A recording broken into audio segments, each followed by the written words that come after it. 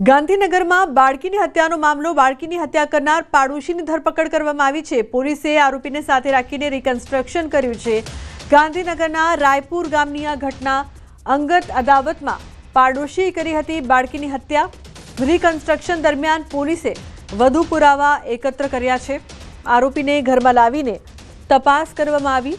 ઘરની આસપાસ પડેલો સામાન અને ઘટનામાં ઉપયોગમાં લેવાયા હથિયાર અંગે પણ તપાસ કરવામાં આવી। તલોદ ગામની 10 વર્ષની બાળકીની હત્યા અંગે એફએસએલ તપાસ ચાલુ છે। ઘટના સ્થળ પર આરોપી સાથે એફએસએલની ટીમ પણ પહોંચી છે।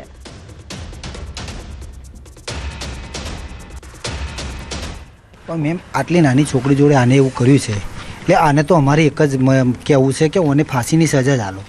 બીજું અમારે કશું કહેવું નથી। ઓને શરમ જ ના આવી કે આટલી નાની બાળકી જોડે આવું કરાય।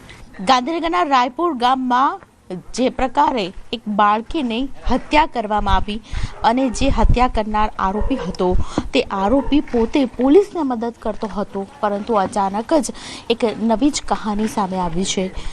જે આરોપી છે તે અચાનક જ પોલીસ સામે આવી ગયો અને જે પ્રકારની ઘટના સામે આવી છે, આપ જે જગ્યા પર જોઈ રહ્યા છો તે જગ્યા પર ખાસ કરીને રિકન્સ્ટ્રક્શન કરવામાં આવી રહ્યું છે।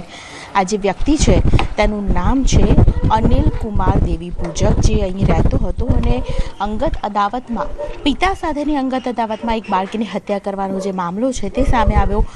ખાસ કરીને ડભોડા પોલીસ દ્વારા રિકન્સ્ટ્રક્શન કરવામાં આવી રહ્યું છે। આરોપીને ઘટના સ્થળ પર લાવીને કઈ જગ્યા પર કેવી રીતે હત્યા કરી હતી તેનું રિકન્સ્ટ્રક્શન છે તે કરવામાં આવી રહ્યું છે। સૌથી મહત્વની વાત છે કે હત્યા કર્યા બાદ કોઈને પણ લાશ ન મળે તે માટે જે બાળકી છે તેની લાશને એક કોથળામાં ભરી દેવામાં આવી હતી અને આ જ જગ્યા ઉપર ક્યાંક ને ક્યાંક તેને મૂકી દેવામાં આવી હતી, જેથી કરીને પોલીસને પણ લાશ ન મળી શકે। પરંતુ ભેદ આ ઉકેલાઈ ગયો છે પોલીસ ડિપાર્ટમેન્ટ દ્વારા અને અત્યારે આપ જોઈ રહ્યા છો ડભોડા પોલીસ દ્વારા જે જગ્યા ઉપર ખાસ કરીને રિકન્સ્ટ્રક્શન કરવામાં આવી રહ્યું છે, જે જગ્યા ઉપર આખો મામલો હત્યાનો જે બનાવ બન્યો છે તેને લઈને હાલ તપાસ ચાલી રહી છે અને રિકન્સ્ટ્રક્શન દરમિયાન ખાસ કરીને અનેક ખુલાસાઓ છે તે પણ સામે આવી શકે એમ છે, કારણ કે આરોપીને ઘટના સ્થળ પર લાવીને ખાસ કરીને આપ જોઈ રહ્યા છો ગામ લોકોની પણ અનેક લોકોને ખાસ કરીને આ ઘટનામાં સાક્ષી બનાવવામાં આવ્યા છે। પરંતુ પરિસ્થિતિ એ પ્રકારની છે કે અહીં આરોપીને લાવીને જ્યારે રિકન્સ્ટ્રક્શન કરવામાં આવી રહ્યું છે ઘટના સ્થળ ઉપર કેવી રીતે શું બનાવ બન્યો હતો તેની જાણકારી છે હાલ મેળવવામાં આવી રહી છે। કેમેરા પર્સન પંકજ મકવાણા સાથે દીપિકા કુમાર, ન્યૂઝ 18 ગુજરાતી, ગાંધીનગર।